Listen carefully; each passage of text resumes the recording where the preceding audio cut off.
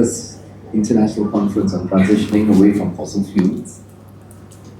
And we have a very well-experienced panel here to raise critical issues which have come out from the meeting and which relate to climate change, which has now also been directly affected by the US-Israel aggression and war against Iran. So to articulate on these issues, we don't have a press statement as such, but we will highlight some key points which have come out from the meeting, and then we will take questions from you. First of all, I'd like to introduce the panel to you. On my immediate left is Dr. Adao Suarez Barbosa, Envoy and Ambassador at Large for Climate Change for Timor-Leste, as well as the Chair of the Least Developing Countries grouping, and also held many positions in the board of the Adaptation Fund and now on the Loss and Damage Fund, very distinguished negotiator from government. And then on my immediately after Dr. Adao is Farah Kabir. Farah is the country director of Action Aid Bangladesh. On her left is Harjit Singh, strategic advisor and Asia lead of Asia Fossil Fuel Treaty Initiative. And then we have Lydie Nakpil, coordinator of the Asian People's Movement on Debt and Development, as well as the Asian coordinator for the Santa Marta Conference. And of course, on my far left, I think needs little introduction, Charles Santiago, Director of Monitoring Sustainability of Globalization, co-chair of the ASEAN Parliamentarians for Human Rights, as well as past Member of Parliament. We had very good representation at this meeting. We had 51 participants from 12 countries, including government delegates from 11 countries. Bangladesh, Cambodia, which was represented by its minister as well, who sent his apologies, he's unable to join us this morning. Indonesia, Maldives, Nepal, Pakistan, Philippines, Thailand, Timor-Leste, Vietnam, of course Malaysia, as well as we were represented by ASEAN, the ASEAN Center for Energy. And just also like to highlight that we would have had greater participation from South Asia. The visa process affected the participation of a couple of people, and I was just very surprised how this could have happened during Visit Malaysia year 2026. So yeah, otherwise we would have had more government representation from South Asia. So with that, why did we organize? So this is a very unique meeting because it's very rare that you bring a meeting together of negotiators from Southeast Asia and South Asia together. And why? Because both our regions actually are strongly affected by climate change. And on the front lines of the crisis, we are also facing extreme weather events and disasters. You know about the flooding in Sri Lanka, in Sumatra, in Thailand, and of course Philippines, continually hit by typhoons.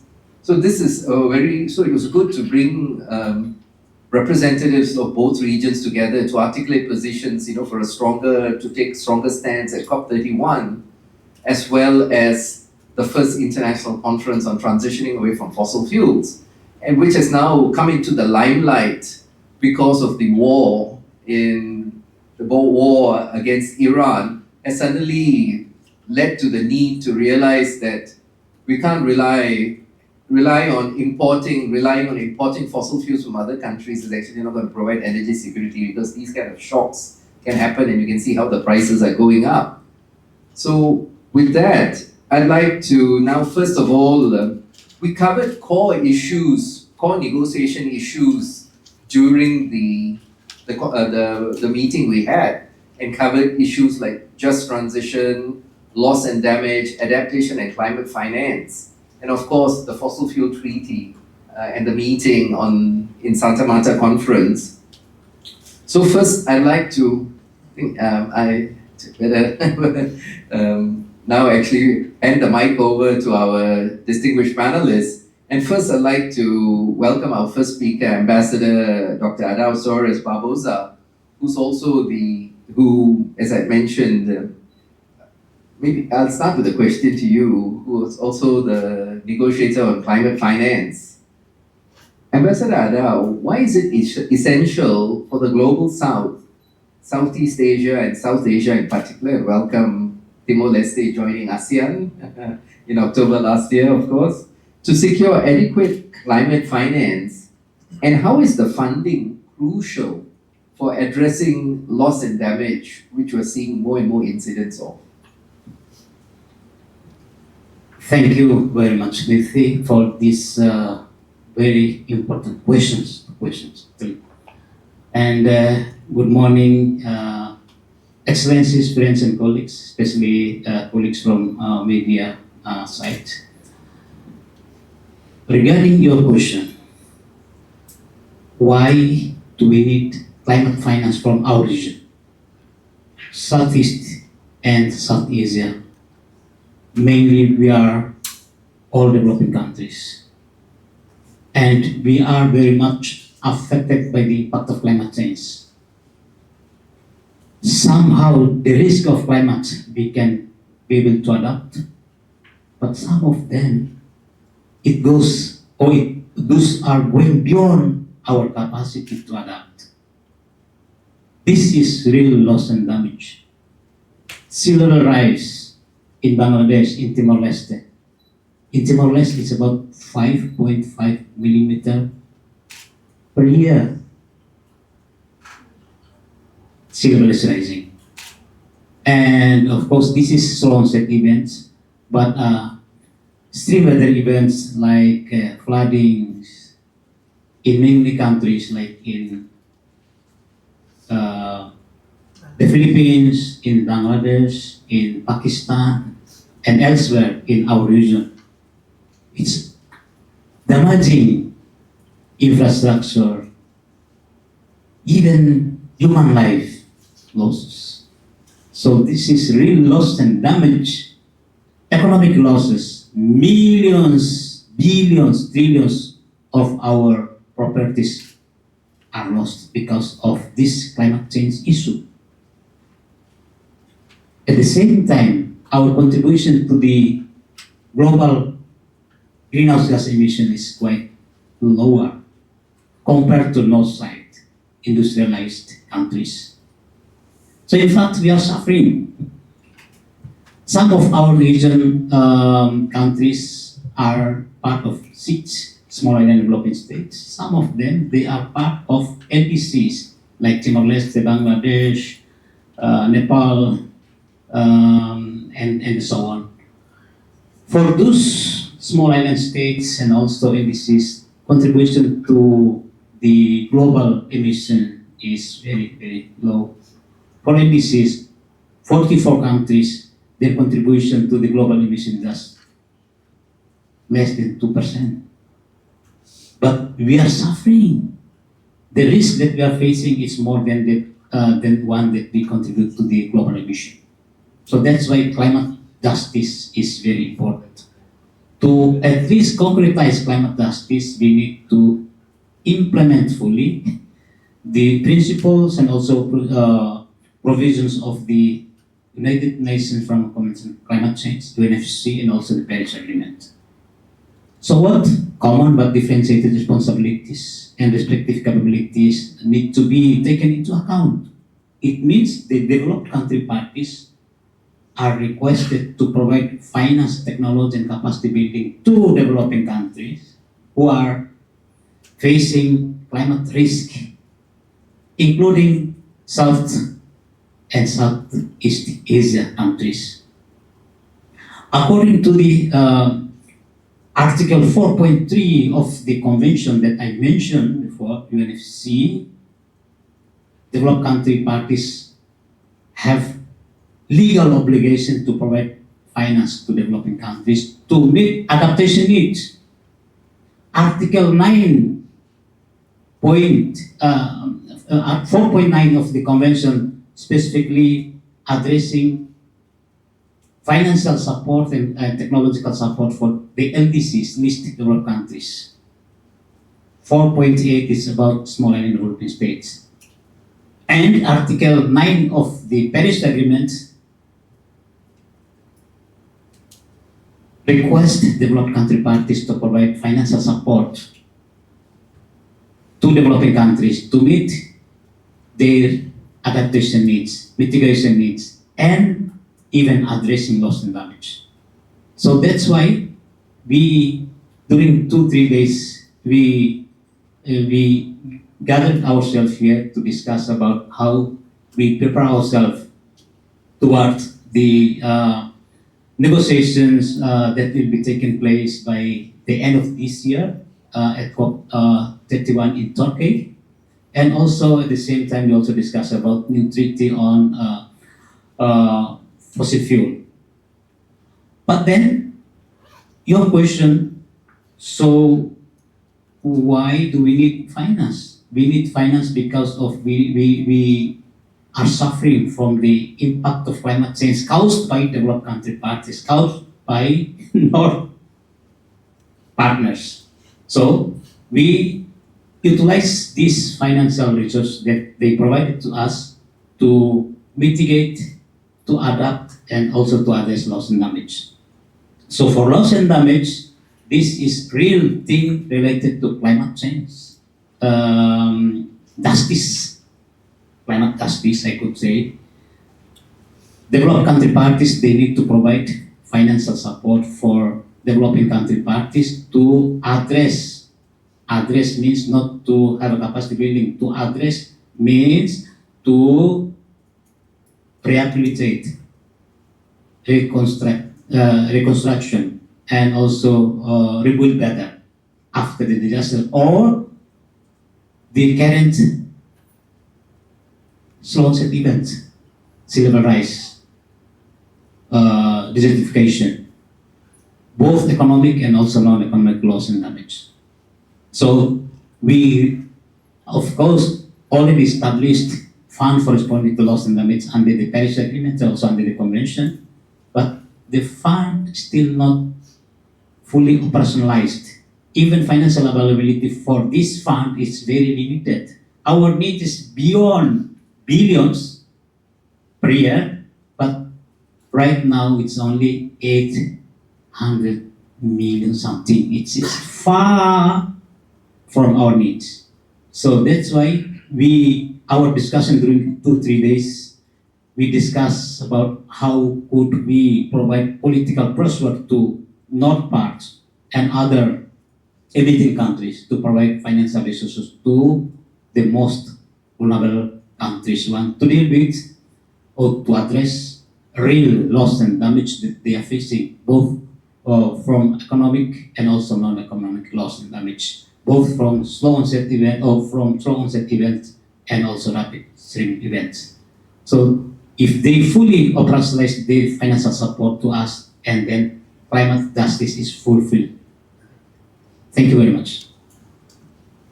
Thank you very much, Ambassador Adao. And so now I move on to Farah. Ambassador Adao repeatedly mentioned adaptation.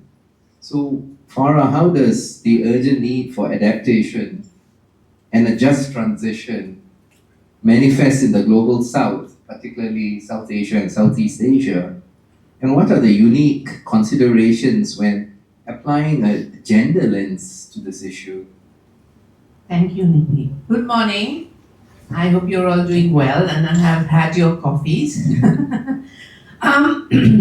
Very interesting question, Nidhi, because in the global south, we have had no choice but to adapt. It was an existentialist issue. And I work a lot with the communities from the front line. And it's amazing.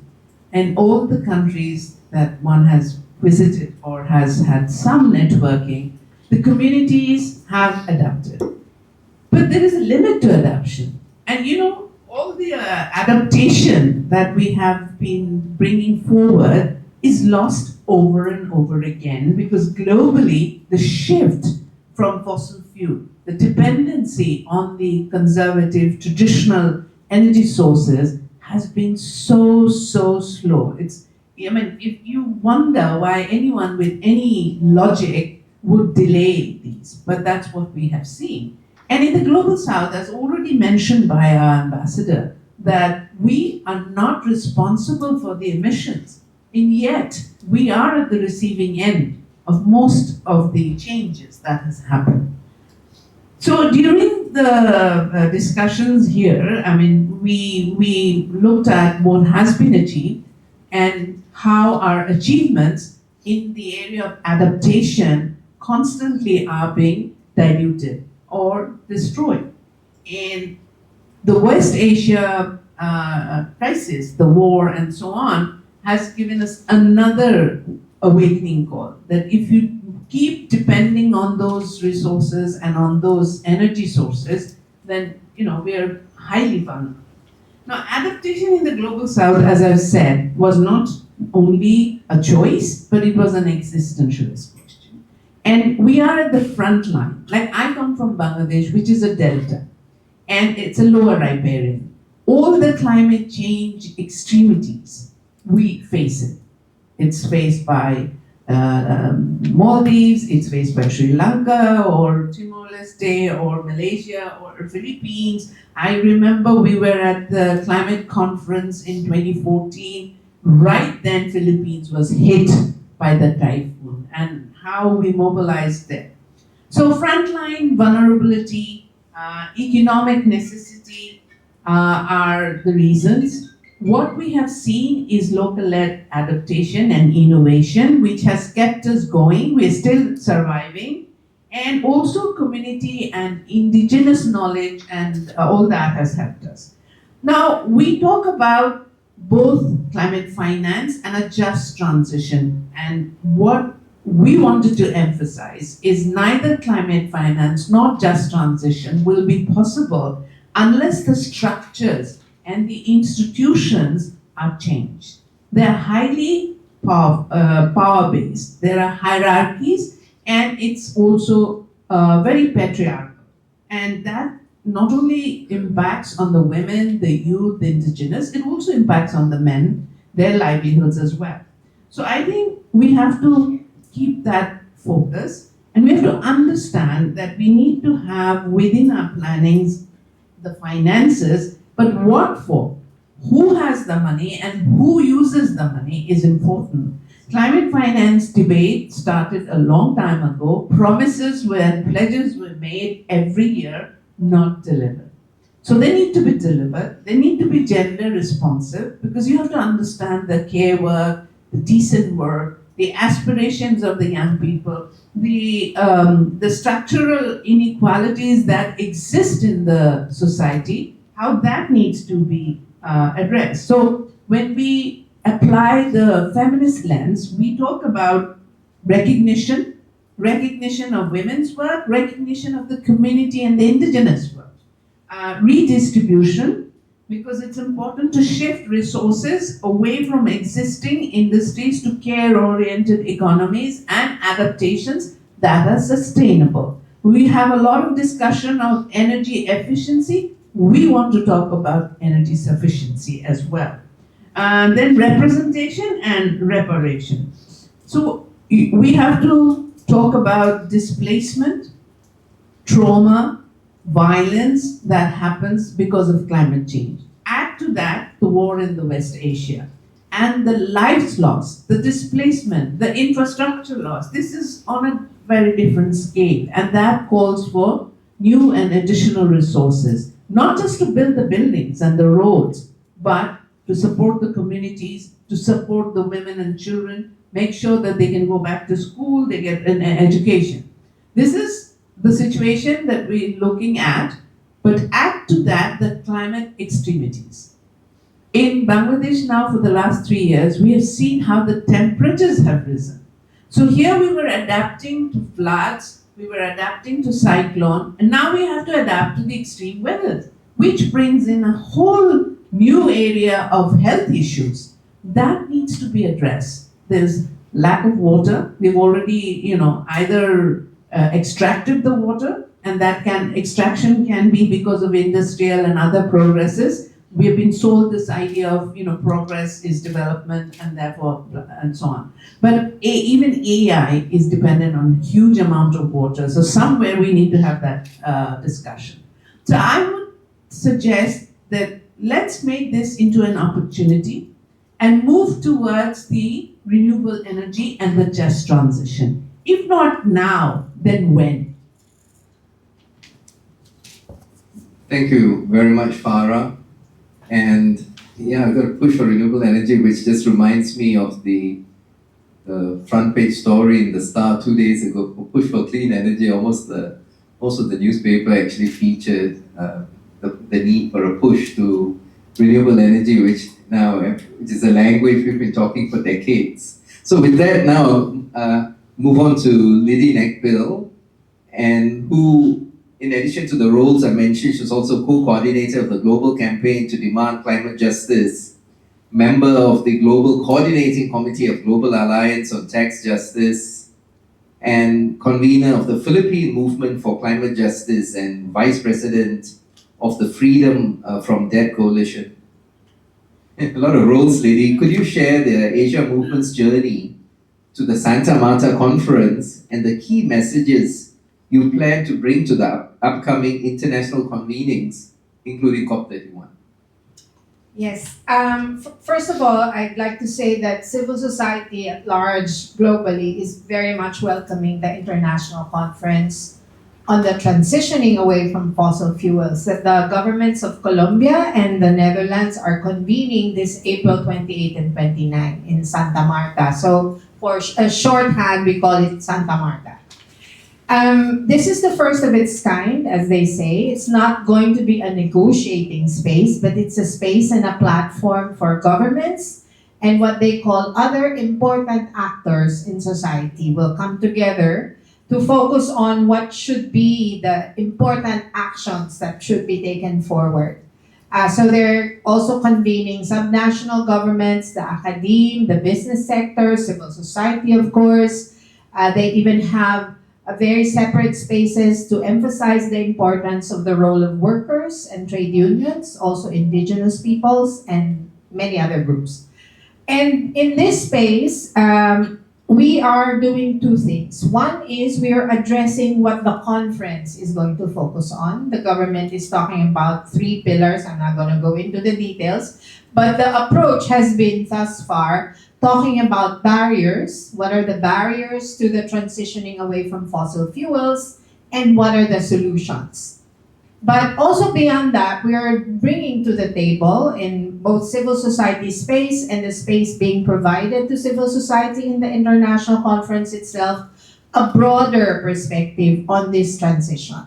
But first on the barriers and solutions, one of the things that we would like to raise there, something not necessarily often discussed in the spaces on the energy transition, and that's why it's very interesting to us and important that they have framed it in terms of barriers and solutions, is that there are many economic as well as political barriers to this transition, and sometimes they're not acknowledged. They're like the elephants in the room. One of the important issues which the government itself acknowledges as a big barrier to the transition in the developing countries or in the global south is the problem of debt. And this is one of the issues that we have discussed in these last 2 days. We are pushing, of course, for the delivery of climate finance. But if we do not also equally emphasize on addressing problems that cause a net outflow of resources from the south to the north, and a major issue of that is debt, then whatever climate finance flows that enter into our countries is just going to be negated by this flow of finances out of our countries because of the huge debt payments we are facing every year, most countries of the global south. So this is acknowledged by the conference itself. It mentions it as part of the pillar of on economic dependence on fossil fuels. And one of that's keeping us on this is debt. So we are putting forward very important solutions to the debt problem, not only including the addressing current high levels of debt. So we are pushing for debt cancellation, one of the many decades of fight that we have been doing as APMDD. But also we're looking at how do you prevent the continuous accumulation of unsustainable and illegitimate debt. So one of that, of course, is to stop this lending as a way of providing finance for either development or climate action. Because a huge part of the so-called climate finance flowing into our countries are in the form of loans. The other issue that's part of the solution is just taxation. So we're part of this global movement for tax justice. Charles was in New York recently addressing, and through one of the civil society interventions, the UN General Assembly on this issue.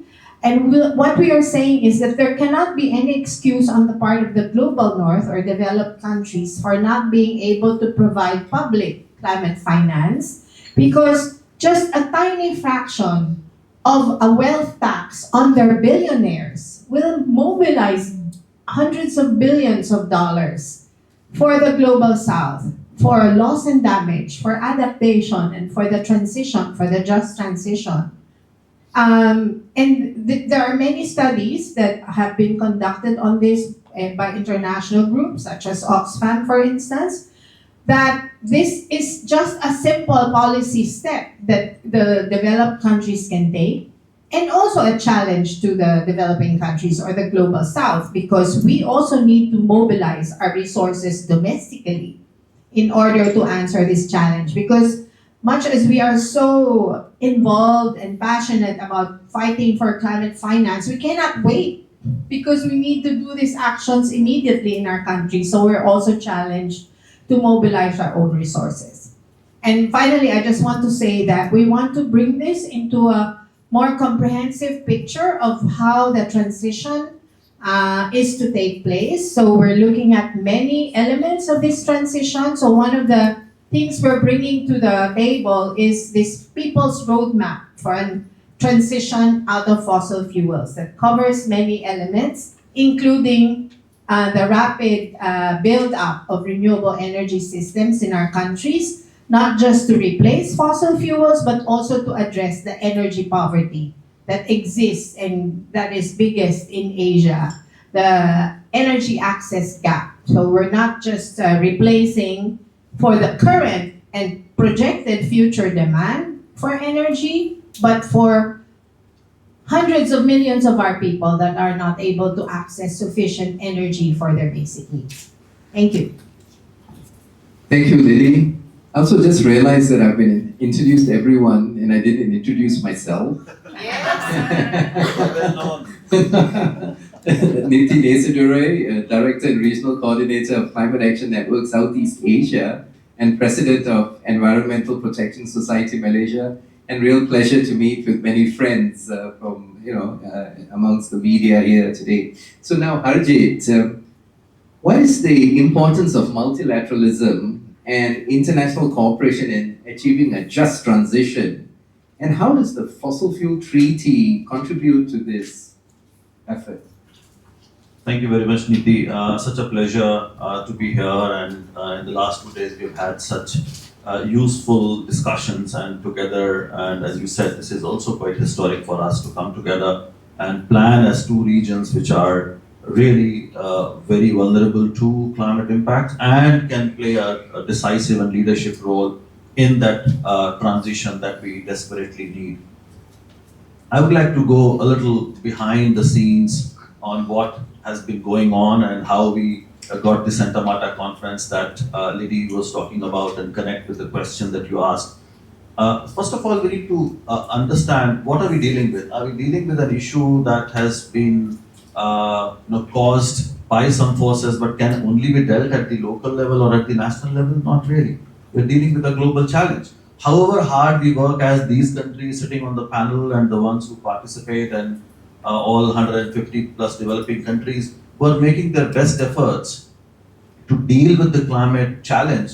But the fact is, unless and until we come together, unless and until we hold those polluters to account who are historically responsible for the crisis, be it developed countries, be it those handful of corporations who have a lion's share in causing the crisis that we are suffering from.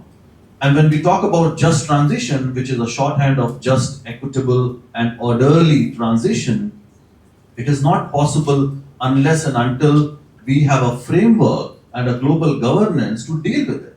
The reality is that over the last 30 plus years since we got the convention or even the Paris Agreement, we don't see those words which are responsible for the climate crisis: coal, oil, and gas. They are not even mentioned in the convention and not even in the Paris Agreement. Do we see that as a coincidence? No. It's a clear, invisible handprint of the fossil fuel industry that did not allow that to get under the scanner so that we hold them to account. And that's the reality. And look at where we are. Our global energy dependence last 3 decades has been 80%, 80%, 80%. While we are seeing renewable energy growing, but it is feeding to the increased demand of energy. As we see in developing countries, we industrialize and we try to ensure energy access. But the reality is that developed countries continue to expand fossil fuels when they are the ones who have put the most greenhouse gases into the atmosphere. They should stop using fossil fuels, extracting fossil fuels, but they are not only extracting, they are profiting from it. And that's why we need a global just transition. That's why we need a framework that can actually define one who is responsible, who has put most emissions into the atmosphere, who needs to do how much, and who needs to stop now, and what is the timeline. All these things are missing in the Paris Agreement. And unless and until we have that global framework, we will not be able to deal with it. We had a landmark achievement at COP28 3 years ago, but where we are? We have not unpacked that on how we are now going to implement that transitioning away from fossil fuels, which we achieved at that very important climate summit. And that's why, as Liddy said, civil society is behind this idea of Santa Marta conference that emerged at the last COP in Berlin. And unfortunately, it had to be outside the UNFCCC system, which we want, or Paris Agreement, which we want to continue to lead. But the reality is that Gulf nations, particularly Saudi Arabia or the US, which is now technically out, they will never allow Paris Agreement to deal with it. And that's why we need a stream of discussion outside the UN system to advance. And that's why we have this coalition of the willing that is now coming together. More than 50 countries are going to assemble to make sure that we are able to deal with it. You know, as we speak that we are dealing with the climate crisis, we heard from Ambassador Adao, from Farah. The reality is that we are burning fossil fuels to the tune of 120% more than what is consistent with 1.5 degree target. We are blowing away that target. So we need to double down on a system that is actually going to help us make that transition, and that's why fossil fuel treaty is important. That's why we are calling for it. We already have 18 nations who are behind this idea. We have 150 plus cities and subnationals. We have 3,000 scientists and academicians. We have 4,000 civil society organizations spread across 120 countries. We have 100 Nobel laureates, thousands of faith institutions and leaders. That's 1 million individuals. That's the kind of momentum we have generated. What we need to do now at Santa Marta, and as Liddy said, it's not a negotiating space, but it's definitely a space to have that conversation and advance. And Santa Marta conference is not going to be a be-all and end-all that everything is going to be achieved there. It's a new process which is very exciting, historic, and must become a decisive place for us to start dealing with the issue of fossil fuel phase out. So for us, that's a new beginning, and we should have a series of such conferences to make sure that we develop a framework, a pathway which is just, equitable, and orderly And the most important part, and which we all have talked about, is finance, technology, capacity building. So we need to see international cooperation as part of that new global governance framework, assisting countries to help us make that transition. Thank you. Thank you very much, Harjit. And now I move to the final speaker, Charles. Can you give us an overview of the impacts of the current geopolitical context and fossil fuel dependency on energy security globally and specifically for developing countries such as Malaysia? That's a topic for a 2-day seminar. But I'll address the issue by looking at two anecdotes, very recent anecdotes. One is the amount of investment that is going into storage, solar energy storage, into solar battery, as well as development of solar energy itself. And in the last 24 days, that is beginning from February 28th, and the same time as the war that took place, in the last 24 days, the investments going into the development of solar panels, into battery, into storage is $70 billion. $70 billion, not the last 24 years, in the last 24 days. 24 days. And that tells you that certain recognition on the need to have a much more sustainable transition away from fossil fuels to renewable energy. The second anecdote that I would like to share is that while in the next couple of months oil might flow, but gas might not flow, because the main production center in UAE, United Arab Emirates, the repair of the particular plant will take 3 to 4 years. So the problem of gas will be felt by people in Asia, including Malaysia, in India certainly, in Bangladesh certainly, and Vietnam and so on, for the next 2-3 years, for all you know. So this problem is going to be staying with us for a couple of years. It's not going to be overcome in the next 2-3 months. Oil might flow, but gas might not flow as fast as oil. Okay, so that's kind of a background to understanding what I'm going to talk about in the case of Malaysia. Now, Malaysia has got a plan, National Energy Transition Roadmap Plan, transition fossil fuels to renewable energy. Now, it is based on the balance between energy efficiency, energy security, and sustainability. Now, in 2020, the renewable energy accounted for about 23% of the overall mix, which means that fossil fuel contributed 77%, renewable energy contributed to 23%. And within the 23% of renewable energy, the breakdown is the following. 76% hydropower, this would be largely Sarawak, largely 17% solar, and 7% renewables, other kinds of renewables. Okay. Now, fast forward to 2025, 5 years, the renewable energy as part of the mix, the overall energy mix, increased to 31%. 31%, and fossil fuel dropped to 69%. 69%. So the breakdown is the 49% solar. Of the 31%, 49% is solar, 42% hydro, and 9% other sources. So the target for Malaysia, according to the National Energy Transition Roadmap, is that by 2030, it has to be about 35%, the overall mix. The overall mix.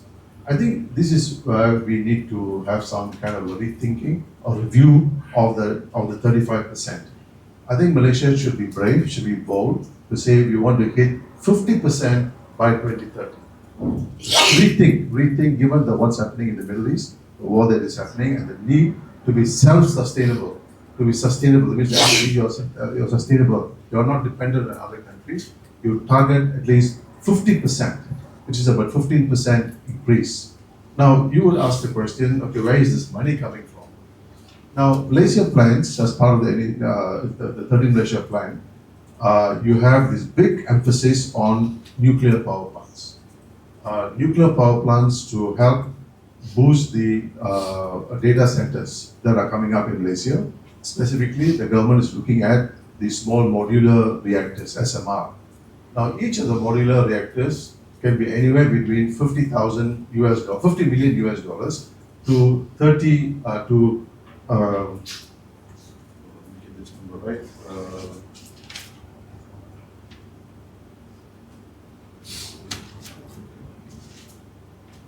3 billion. So if it's a small, SMR, it is about 60 million, 60 million. And if it's a bigger one, 300 megawatts, it's about 3 billion. But most of the data centers will go for the 300 megawatts because their capacity is bigger and they will want to have more energy. So they will go for the bigger one, which is about 3 billion US dollars. $3 billion is almost about 12 billion Malaysian ringgit. 12 some billion ringgit. Now the suggestion is that Malaysia should be looking at fossil fuels, and that money that Malaysia plans to invest for nuclear, should be rolled out by 2031, should be then now used for the development of the solar ecosystem in Malaysia to hit the 50% or even higher. 50% or even higher. Now, is it logical for the government, or is it possible for the government to have nuclear power plant by 2031? It is going to be quite difficult. One, because of the licensing requirements that is involved in setting up a nuclear power plant. That's number one. Number two, you need to consult local communities, which has not taken place as far as I know, whether it's in Johor or even in Selangor. These are the two states where there's a big focus on nuclear power, data centers. And then it's also not clear who's going to pay for the nuclear power plant. Is the government going to pay for it, or is the consumer going to pay for it? Or the data centers are going to pay for it. So it's also not clear. So those decisions have not been made, and I'm sure you've been following the answers in Parliament, which said that a whole big chunk of land in Johor is earthquake prone. So to put up a nuclear power plant in an earthquake prone area might not be a smart thing to do. So therefore, the suggestion would be that to take that $3 billion and invest in solar panels. I think that's the way to go forward on this. So yesterday the Prime Minister put forward ideas what we should be doing in the short run. But I think going forward in the middle and the long run, I think the focus should be on solar panels. Malaysia has done a great effort in promoting solar panel, but I think it now has to go to a higher level, much faster. Fast track it, and make renewable energy as an important thrust in the national energy transition roadmap. I will stop here. Thank you very much. And you were referring to the topic, of energy security globally, and for specific countries, developing countries like for Malaysia, you said would require a 2-day conference. We are organizing one. So we're doing one later during the course of the year. So, distinguished representatives of the media, we've just heard from all 5 speakers on the critical themes of climate finance, just transition, loss and damage, and adaptation, as well as the importance of transitioning away from fossil fuels. Now, following 2 days of intensive discussions, as mentioned, on these crucial strands of work, I'm pleased to announce that the collective outcome of this meeting, the Kuala Lumpur Declaration on Climate Justice for Southeast Asia and South Asia, and this declaration is a testament to the solidarity and commitment of representatives from 12 countries in our 2 regions. It outlines our collective demands and serves as a roadmap for coordinated action, cooperation, and scaled-up efforts. We are committed to amplifying this united voice at the upcoming first conference on transitioning away from fossil fuels in Santa Marta, COP31 in Antalya, and in November and beyond, as we work towards a just, green, and resilient Southeast Asia and South Asia. I will now be reading some of the salient points agreed upon in the declaration. Should we have the screen on, please? So these are just the points. We're still fine-tuning and wordsmithing the declaration, so I will just give you the top line outcomes from the meeting.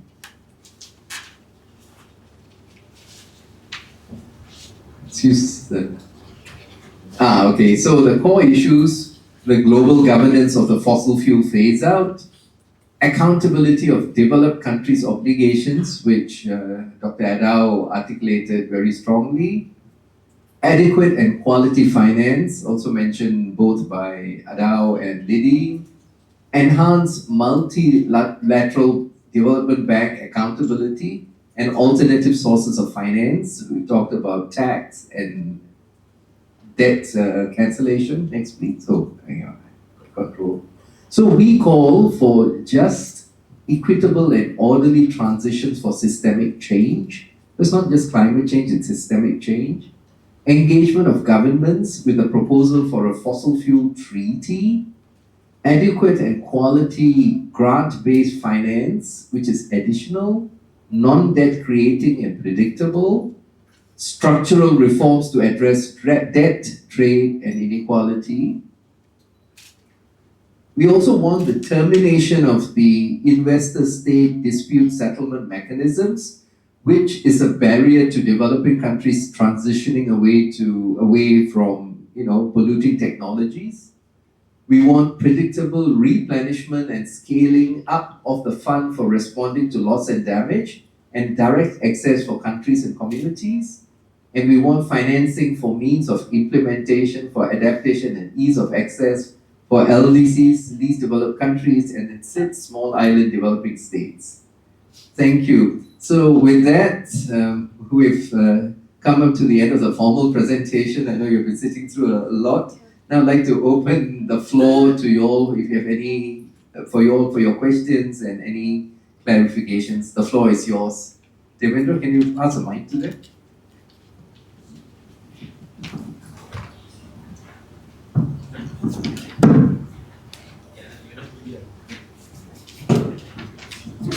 Yeah, we have eco-business. Yeah. You can take this. Yeah. The first person. Just introduce yourself.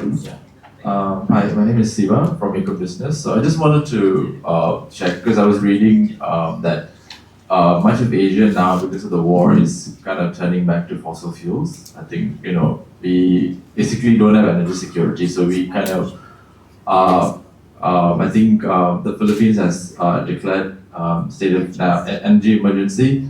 I think other countries are also sort of doubling down on. I think South Korea has lifted the tax and stuff. So I just wanted to clarify, if, because of the war and Asia, I think even in Southeast Asia, I think we have targets for RE. And how do you see? I mean, anyone can take this question. How do you see this affecting the targets that we have put? And yeah, just if you can comment on that. Maybe Lady and Harjit and Charles. So there's both negative and positive effects. No, the negative effect, which is already actually quite covered, is because of the very high prices of gas and oil. It's going to really affect the plans of and actions of our governments in terms of the coal phase out. Not even just the phase out, in terms of the stopping of the expansion of coal, which we thought we had already nearly won. No, coal expansion has really slowed down in Southeast Asia and even the rest of Asia. Even relatively in the past, even in the growth rate of coal production and consumption in China and India. But because of these high prices, we are afraid that the following things will happen, and it's actually happening already. One is that they're going to lift the ban on expansion, and there will be fresh finance flows for new coal. Secondly, the plans for the phase out will be redefined, and even slower phase out will be taking place. And then, of course, there's going to be a lot of justification for holding on to coal because of the impacts on the gas prices. But on the other hand, there's going to be hopefully a positive effect. And well, Charles had already mentioned one of the indicators to that, and that is the even more clear necessity for the shift to renewables. And we're hoping that the latter will be more of the kind of response our governments will have. You mentioned the Energy Emergency Declaration in the Philippines, and one of our concerns about this is it's kind of conflicting in what it's saying, no? It's saying that there's going to be a lot more commitment for the scale up of RE, but there's also more lock-in to fossil fuels. So I think we need to challenge our governments to have a very clear and consistent response to this. And there cannot be any other response, but in the immediate and in the strategic, there has to be a scaling up, a rapid scaling up to renewables. This conflict is really emphasizing the vulnerability of economies that are dependent on fossil fuels, and especially economies that are dependent on imported fossil fuels, which is the great majority of our countries in Asia. Yeah, just to add, of course, in the short term and immediate and short term, as Lady said, the investments are going to go more into fossil fuels and more extraction we are going to see, or even delay of those targets. But we don't have to wait for the next term. We can actually start fixing the system now itself. And as Charles indicated, investments are already boosting, because we realize if we really want energy security and sovereignty, then we need to have those energy sources under our control. So how do we do that? We also know that majority of the fossil fuel profits, especially in case of war, go back to the same 1% or 0.1% of those elites and those big corporations. And they make windfall profits. We have seen that in the war on Ukraine, and we are now seeing with the crisis happening in the Middle East. So when those profits are being made by the fossil fuel industry, you need to tax them now. That's what our governments need to do. And shift that money to strengthen the infrastructure for renewable energy. That can happen. This is the time when you have to upgrade your grids, because we realize that our grids are not really equipped to connect the renewable energy and have those systems in place. This is the time to also start investing in people for the skill upgradation that is required for the new and future economies and different energy transitions that we need. So this is the time to make sure that the money that is going to be generated from the fossil fuel profits goes in the right direction. So this should be a momentary or a very short-term further use of fossil fuels, but the long-term direction must be very clear. And in fact, this crisis has further underlined the point that if we really want energy security and sovereignty, then we have to rely more on renewables than imported fossil fuels. Yeah. And just even in before the war, the investment towards just transitions were about less than 3%. So we should take this as the opportunity, and at national level, for instance, in Asia, so many Southeast Asia and South Asia, we need to negotiate and discuss with our governments as well that this is the time to invest in it.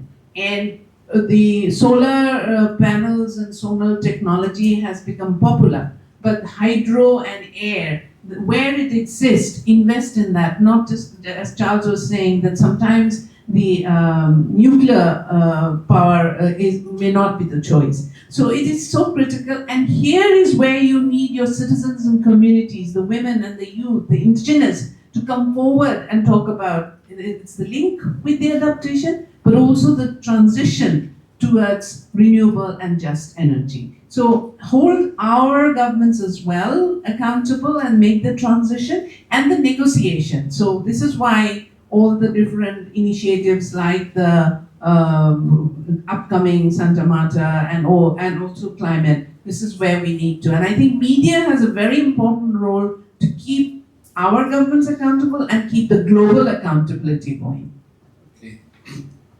Okay. To invite other questions, Nat.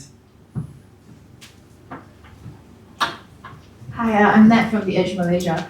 I just have a quick question in terms of the conversations about just transition right now. How does war play into it in sense of, I know the emissions from war is not calculated, from what I read, it's like not calculated by any countries. So, and it's being waged by developed countries as well. So yeah, in the just transition conversation, I guess that you'll be having as well, how will this factor into that? Thank you. Maybe we could also cluster some questions so that then we can answer them all at a go. Yeah, please. Just introduce yourself. Hello, I'm Teh from The Star. Basically, my question is in relation to Prime Minister Anwar Ibrahim visiting the Indonesian president today to discuss about the political developments and how will it affect the Southeast Asian countries. My question is that how do we, get the Southeast Asian governments to, gather together and provide a solution, as Mr. Harjit and Ms. Lily suggested that we need to go away from the Paris Agreement and put forth something that we all agree on and pressure the global North to do something to sustain us in the longer term. So that's my question. And how do you the follow-up question is how often should we, the government leaders, meet up and pressure the global North? Yeah, that's all. Thank you so much. Yes, go ahead. Hi, my name is Usha Daniel. I'm from South China Morning Post. I think this is a follow-up from his question on the reliance on coal. And with this short-term energy crisis, is it possible that it could permanently derail the long-term low energy development strategies for Southeast Asia and Asian countries? That's all. Thank you. I think we've got three big questions, so I'll invite the panel to respond. Maybe Charles, you want to take the one about our Prime Minister visiting Indonesia? I think Prime Minister Anwar Ibrahim's visit to Indonesia is largely to do with how to get the support from Indonesia to bring the war to an end. That's basically, I think, what he's trying to do. And I think there's been overtures from the Middle East to him as well, to play an important role to see how the Islamic community, Islamic countries can bring about some kind of a push to stop the war in the Middle East. But I think this is the time for leadership. This is the time for not only national leadership, but it's also a time for regional leadership. And I think this is where we need to have some kind of a discussion in the ASEAN context about a sustainable energy framework, where countries can support each other. Malaysia is an energy producing country. We export and we also import. Indonesia is the same as well. So between Malaysia and Indonesia, we could play some kind of a role in providing support for countries like Philippines, Vietnam, and now Thailand.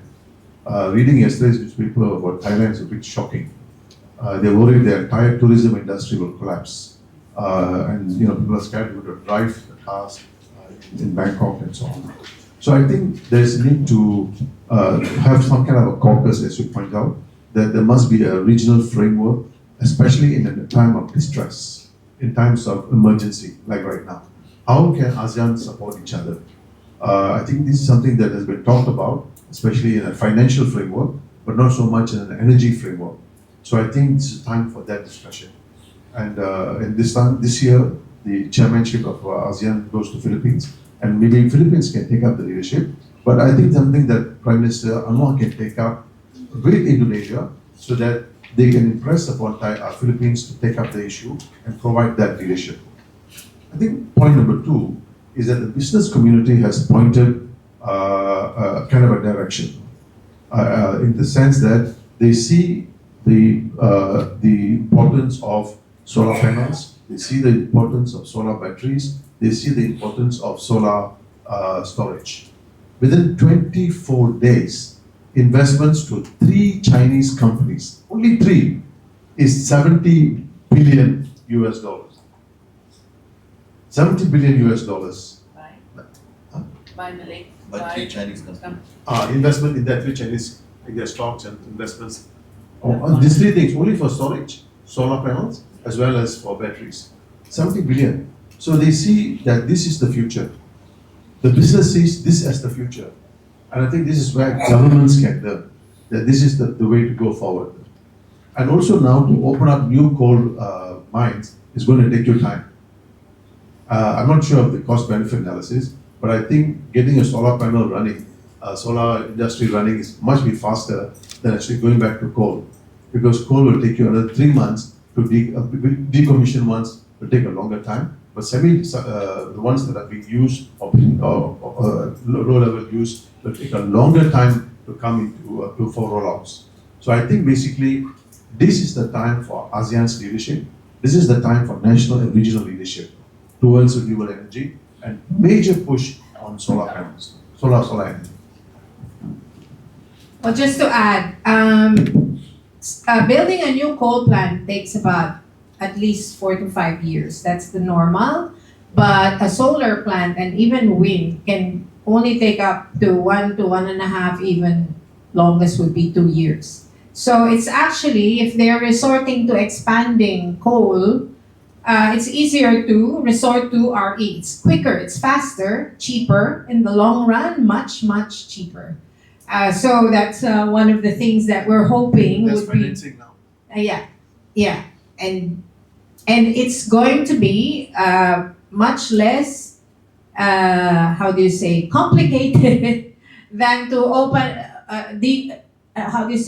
restart the decommissioned plants or the mothballed plants, and there are many already. And that's why in my response to the question, is it going to be a permanent lock-in to the coal? Well, as campaigners, we don't believe anything is permanent. So we are really campaigning hard so that this crisis has the least impact on derailing the coal phase out. But that means we also have to work harder in showing governments the much more logical, economical, and strategic choice of scaling up renewables. That would be very important. Not just speaking about the war, it's really something that you cannot avoid talking about. I mean, this is not only because of this recent attacks against Iran and the ensuing conflict. Even when the situation in Palestine demonstrated this geopolitics of destruction when it escalated in October of 2 years ago. We had been saying this. I mean, when we were in the Dubai COP, we were being asked, why are you raising the issue of war in Palestine? What has that got to do with climate change? Everything, you know? There is no possibility of making a successful global transition. And it has to be global if we're going to succeed. It has to be global. There is no possibility of that if we're going to have this kind of international global situation of war and conflict. And what we call the geopolitics of destruction by the United States. No possibility. And we need to probably begin with that in the current context. I think on the just transition and war. As we know, you're very right, the military emissions are not counted as part of the Paris Agreement. It doesn't mean that they are not counted at all. We know their contribution is more than 5%. And of course, with these recent wars, the contribution is much more. And if you look at the entire life cycle, it's really mind-boggling, goes beyond. Like aviation sector is 2%, imagine. So, of course, the military industrial complex is causing and intensifying the climate crisis, and we should definitely call that out. Now, will that affect the just transition? Already, some of the responses are there. Short term, yes, it's going to delay, but not completely derail, if I respond to Usha's question. And I'll give you a very specific example, building on what Lily said. Very interestingly, India released its NDC 2 days ago, in the middle of this crisis. We were waiting for it for a very long time. India has already achieved the power sources, power coming from non-fossil fuel sources to the tune of 52% as of February 2026. And now the new target is 60% by 2035. Of course, if you look at, they should have had a stronger target. But committing to a non-fossil fuel target to the tune of 60% by 2035 is also a very positive step and a message that they are not further investing into fossil fuels, from a long-term perspective, but definitely it has slowed down. Right? They could have achieved much more given the trajectory and the achievement they've had. In fact, the last target was achieved several years ahead of the timeline. So we are definitely worried about the delay, but not the derailment. So that's very clear.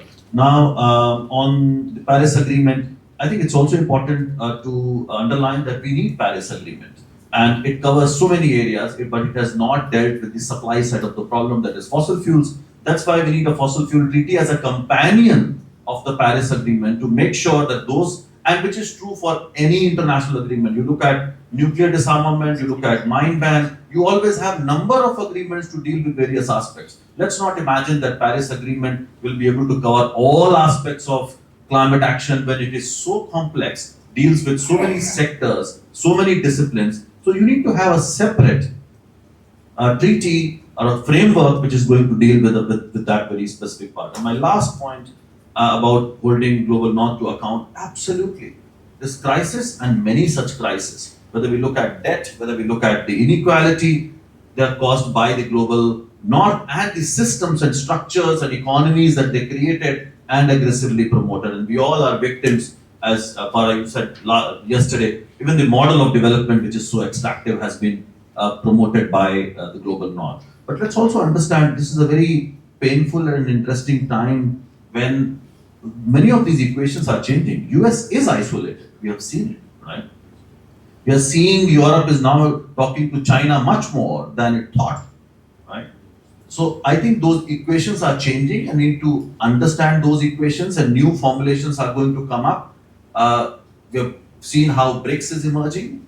So we need to make sure of these new alliances and new formulations actually adopt the framework that we promote as civil society of a just, equitable and fairer world, and not follow the pathway that global north created. I Thank you. just want to add one point. The leadership that George was talking, I think it's so critical now coming from the region, and also how we can hold not just the northern government, the rich in the north. I mean, so far there's been only 2.8% multilateral climate finance for mitigation, for just transition. It comes roughly to $630 million in a decade, over a decade. And do you know how much Jeff Bezos has spent on purchasing and running his super yacht? $635 million. This could be the climate financing. So tax is something actually we are in 70 plus countries and members of all the different civil society organizations we've been pushing for. You should be taxing the northern governments should also go for debt cancellation, but there are individuals, those 1% that have more wealth than the 99% of the world. Just quickly add some points with regard to the impact of the war. I think linking this to the climate finance contribution from global north, it's getting less and less.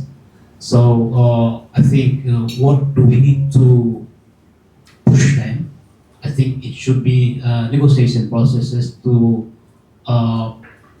ask the respective government to take leadership to at least fully operationalize $300 billion by 2035 per year, yearly. We need to operationalize that. Whether they like or dislike, it was agreed by all parties at the Conference of Parties. I think it was in Baku. So COP31 will be critically important. Before even COP31, June session on the subsidiary bodies negotiation, I think this will be also one of the critical points that we need to share with our partners to fully operationalize the decided commitment from developed country parties, 300 billion yearly by 2035, and doubling of or tripling of adaptation financing, and also fulfilling doubling of adaptation that was also decided in Glasgow, tripling of adaptation financing that was also decided at COP30 in Belém. How to concretize that? And of course, moving away from Paris Agreement, some of them they are moving out, but it will be taking time and it will be less than 5 years. They need to come back, and then we are not waiting for them to come back and then we start to negotiate. We need to put something in place before they are coming back. So once they are coming in, we ask them to implement whatever we have already decided. That's also a very good opportunity for us. Thank you very much. Probably easier to put those things in place now. Yes. When those obstructionists are not there. Thank you. With that, we come to the close of the press conference. Of course, all of you are invited to, if you have specific questions to any of the panelists, you're welcome to approach them and talk to them, because we are going into a tea break after, so it's free and flexible. Just before I make my concluding remarks, just like to raise 2 points. One is, when you have this kind of spikes in fossil fuel prices, who benefits? And there was a study, a very deep, granular study. It showed that all these spikes, from the Ukraine war and now from the war in West Asia in Iran, that 50% of all the profits which accumulate from the spike in fossil fuel prices go to 1%. Go to 1% of the population, and the bottom 50% only receive 1%. So this is the situation. And the second thing is also just like to mention, this conference, this meeting we had over the last 2 days, co-organized by CAN, Climate Action Network, Southeast Asia, Oxfam, and the Fossil Fuel Treaty Initiative. And 2 weeks, about a week ago, more than just under 2 weeks ago, CANSEA and Treaty made a visit to Cambodia, where we had engagements at very high level with ministers, including one who subsequently came for this meeting. And they have expressed support for the Fossil Fuel Treaty Initiative, becoming the 18th country to do so. And they really have a very progressive model for transitioning towards fossil fuel with the transitioning away from fossil fuels.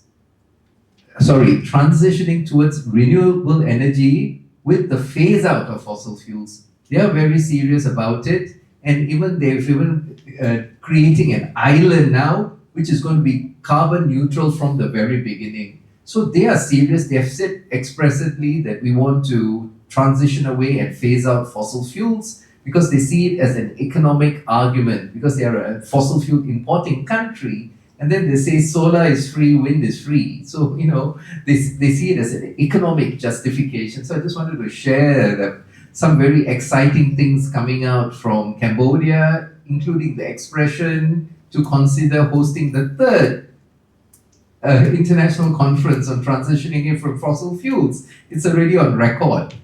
So very exciting things, because they come from Southeast Asia, one of our neighbors. So with that, I'd like to thank very much our distinguished speakers, Ambassador Adao, Farah, Harjit, Liddy, Charles, for sharing your invaluable insights and expertise on critical challenges and urgent opportunities facing South and Southeast Asia.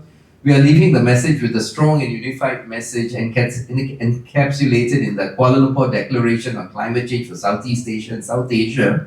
Once we do the wordsmithing and the fine-tuning, we will share the declaration with you. It's a solemn commitment to work together to secure a future that is just, equitable, and sustainable for our people.